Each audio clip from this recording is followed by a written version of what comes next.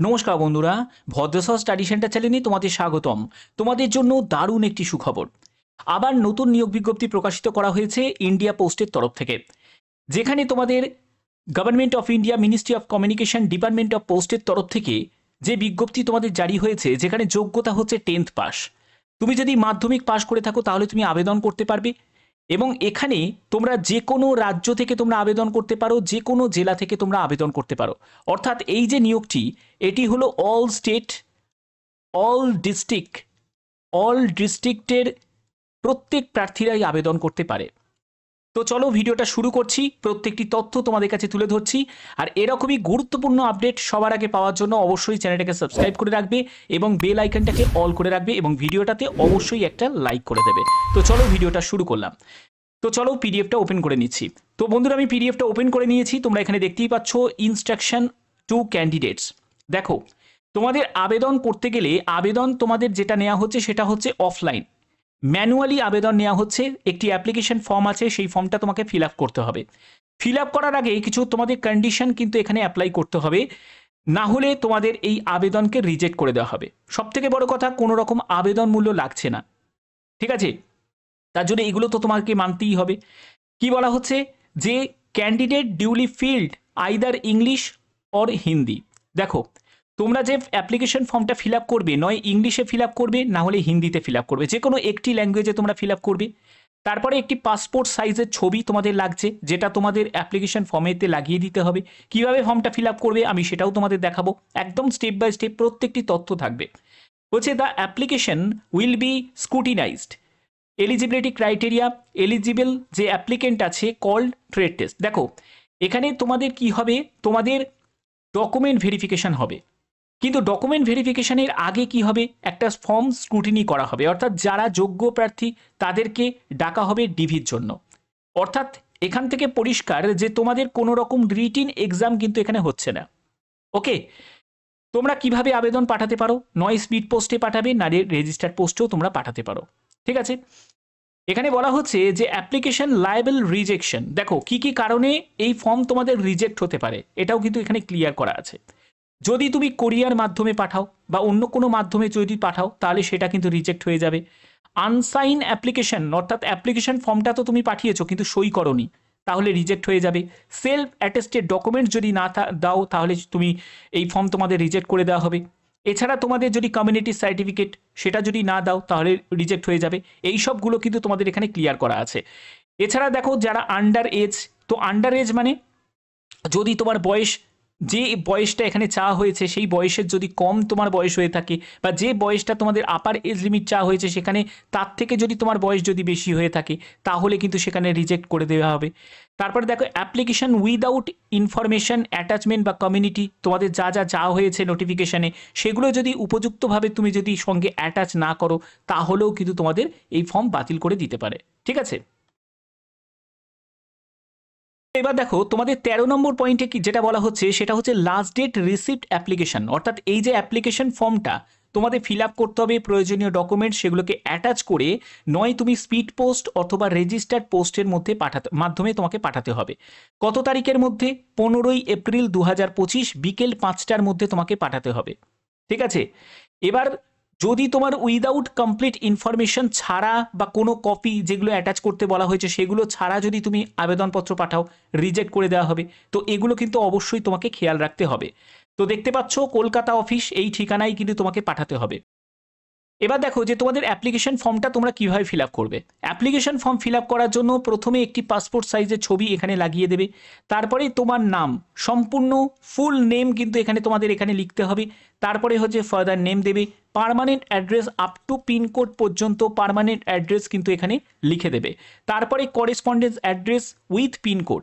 দেখো, permanent address আর correspondence address যদি সেম হয়, তাহলে এখানে ডু বলে লিখে দেবে, রিপিট করার কোনো প্রয়োজন নেই, অথবা তুমি রিপিটও করতে পারো, কোনো অসুবিধা কিন্তু হবে না। এরপরে হচ্ছে তোমাকে মেল আইডি, একটি ভ্যালিড অ্যাক্টিভ মেল আইডি কিন্তু এখানে এন্টার করতে হবে। তারপরে হচ্ছে তোমার ক্যাটাগরি, কোন ক্যাটাগরি থেকে তুমি বিলং করছো সেই ক্যাটাগরি তোমাকে এখানে বসাতে হবে, মানে লিখতে হবে। তারপরে তোমার কমিউনিটি সেটা তুমি এখানে লিখে দেবে।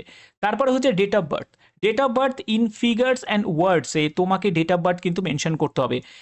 মাথায় রাখবে, তুমি এখানে ডে, মান্থ, ইয়ার কিন্তু এরকম যেরকম দিচ্ছ দেবে, এবং সঙ্গে কিন্তু সেটাকে ওয়ার্ডসেও কিন্তু তোমাকে মেনশন করে দিতে হবে। ক্লিয়ার? আচ্ছা, এরপরে হচ্ছে তোমাদের বয়স কত হচ্ছে 1/7/2024 হিসাবে তোমার এজ কত হচ্ছে সেটা এখানে ক্যালকুলেট করে বসিয়ে দেবে। ক্লিয়ার? এরপরে হচ্ছে তোমার মাধ্যমিক যোগ্যতা, দেখতেই পাচ্ছ মাধ্যমিক তোমার স্কুলের নাম কি সেটা লিখবে, কোন ইয়ারে তুমি মাধ্যমিক পাশ করেছো সেটা দেবে। তোমার এখানে মেকানিক্যাল বা অটোমোবাইল ইঞ্জিনিয়ারিংয়ের কোনো যোগ্যতা থাকলে, ডিগ্রি বা ডিপ্লোমা থাকলে সেই ইনস্টিটিউটের নাম এবং কোন ইয়ারে পাশ করেছো সেটা দেবে। তোমার যদি কোনো প্র্যাকটিক্যাল এক্সপিরিয়েন্স থাকে সেটার অর্গানাইজেশন বা অ্যাড্রেসের সম্পূর্ণ ডিটেলসটা এখানে মেনশন করবে, যে কত পিরিয়ড পর্যন্ত তোমাদের অভিজ্ঞতাটা আছে। তারপরে এখানে সই করবে, এখানে ডেট দেবে এবং এখানে প্লেসটা দিয়ে দেবে, যে প্লেসটা থেকে তুমি এখন বর্তমানে বিলং করছো এবং যে ডেটটাই তুমি অ্যাপ্লিকেশন ফর্মটা পাঠাচ্ছ সেই ডেটটাই কিন্তু মেনশন করতে হবে, অন্য ডেট মেনশন করলে কিন্তু চলবে না। ক্লিয়ার? তো এখানে দেখো যে তোমাদের বেতন কত টাকা থাকবে। দেখো লেভেল 6 অনুযায়ী তোমাদের বেতন থাকবে, যেটা হলো পে ম্যাট্রিক্স 7 সিপিসি অনুযায়ী। 7 সিপিসি অনুযায়ী তোমাদের এখানে বেতন দেওয়া হবে, সঙ্গে আদার্স অ্যালাউন্সগুলোও কিন্তু তোমরা পেয়ে যাবে। এখানে আবেদনের শেষ তারিখ তোমাদের বলেই দিলাম 15ই এপ্রিল 2025 বিকেল 5টার মধ্যে তোমাদের আবেদনপত্র পাঠাতে হবে। এখানে প্রথমে একটি প্রবেশন পিরিয়ড থাকবে, মানে একটা ট্রেনিং পিরিয়ড থাকবে, 2 বছর থাকবে, তারপরে তোমরা কিন্তু পার্মানেন্টভাবে তোমরা জয়েন করে যাবে।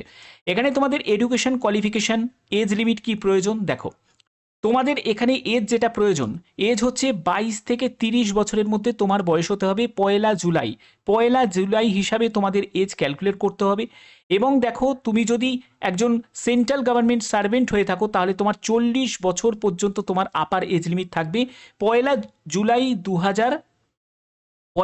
2024 হিসাবে তোমাদের এজ ক্যালকুলেট করতে হবে। 22 থেকে 30-এর মধ্যে তোমার বয়স হতে হবে।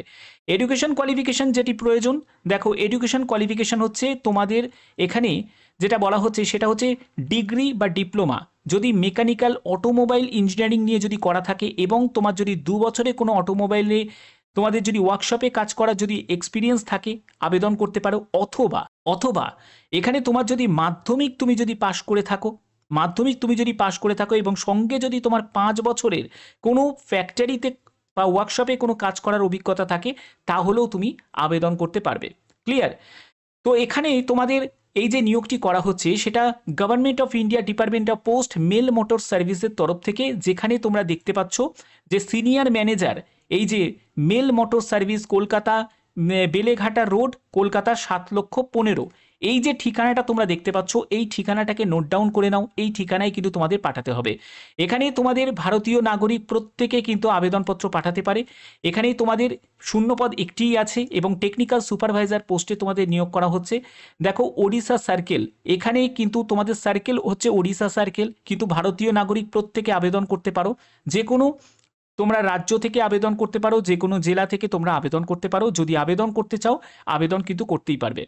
এখানে তোমাদের কি কি ডকুমেন্টস এখানে রিকোয়ার্ড আছে ভালো করে দেখে নাও। দেখো ডকুমেন্টস যেগুলো লাগছে সেটা হলো এজ প্রুফের জন্য তোমাদের ডেট অফ বার্থের সার্টিফিকেট অথবা তোমাদের 10th-এর অ্যাডমিট কার্ড সেটা কিন্তু তোমাদের প্রয়োজন হচ্ছে, অথবা তোমাদের 10th-এর সার্টিফিকেট সেটা তো তুমি দিচ্ছই। এডুকেশন কোয়ালিফিকেশন হিসাবে তোমাদের মাধ্যমিক যোগ্যতা প্রয়োজন হচ্ছে। টেকনিক্যাল কোয়ালিফিকেশন হিসাবে ডিগ্রি বা ডিপ্লোমা যদি মেকানিক্যাল বা অটোমোবাইল ইঞ্জিনিয়ারিং নিয়ে থাকে সেটাও তোমাকে দিতে হবে। তারপরে তোমার যদি রিলেভেন্ট কোনো এক্সপিরিয়েন্স থাকে সেটাও তুমি এখানে দিয়ে দেবে। তারপরে হচ্ছে ফটো আইডি প্রুফ। দেখো তোমাদের যে কোনো একটি গভর্নমেন্ট আইডি প্রুফ কিন্তু তোমাদের প্রয়োজন হচ্ছে। সেখানে তোমাদের নয় আধার কার্ড তুমি দিতে পারো, ভোটার কার্ড দিতে পারো, ঠিক আছে, বা তোমার যদি কোনো ড্রাইভিং লাইসেন্স থাকে সেটাও তুমি দিতে পারো। এরপরে হচ্ছে 2 কপি অফ রিসেন্ট পাসপোর্ট সাইজের ছবি লাগছে, যেগুলো তোমাদের সেলফ অ্যাটেস্টেড করে কিন্তু তোমাদের অ্যাটাচ করতে হবে, এবং আরেকটি কিন্তু তোমাদের অ্যাপ্লিকেশন ফর্মের সাথে দিয়ে দিতে হবে, এবং তুমি যে ভারতীয় নাগরিক ইন্ডিয়ান সিটিজেনশিপ তার যে প্রমাণ সেটা কিন্তু তোমাকে দিতে হবে। তো এগুলো কিন্তু অবশ্যই তোমাদের লাগছে। যারা যারা আবেদন করতে চাও তারা কিন্তু প্রত্যেকে আবেদন করতে পারো, কারণ তোমরা জানো আমি প্রতিনিয়ত তোমাদের বিভিন্ন ধরনের আপডেটগুলো সবার আগে পৌঁছে দিয়ে থাকি। তোমরা যারা যারা এখানে আবেদন করবে, আবেদনপত্র পাঠানোর জন্য যে ঠিকানাটা সেটা একবার ভালো করে নোট ডাউন করে নাও। এনভেলপের ওপর কিন্তু এই ঠিকানাটা তোমাদের লিখতে হবে, the senior manager mail motor services Kolkata 139 Beleghata road 7,15,000, এই ঠিকানাটা তোমাদের লিখতে হবে। স্পিড পোস্ট অথবা রেজিস্টার্ড পোস্টের মাধ্যমে পাঠিয়ে দিতে পারো, ঠিক আছে। এখানে কোনো রকম কিন্তু আবেদন মূল্য লাগছে না। তুমি যে কাস্ট থেকেই বিলং করো না কেন, কোনো কাস্টকে কোনো রকম আবেদন মূল্য দিতে হচ্ছে না। তোমরা জানো আমি বিভিন্ন ধরনের তোমাদের কাছে আপডেট প্রোভাইড করে থাকি। এরকমই গুরুত্বপূর্ণ আপডেট যখনই কোনো আপডেট আসবে সবার আগে সেই আপডেট পাওয়ার জন্য অবশ্যই চ্যানেলটাকে সাবস্ক্রাইব করে রাখবে, বেল আইকনটাকে অল করে রাখবে। এখনের মতো এটুকুই, টাটা।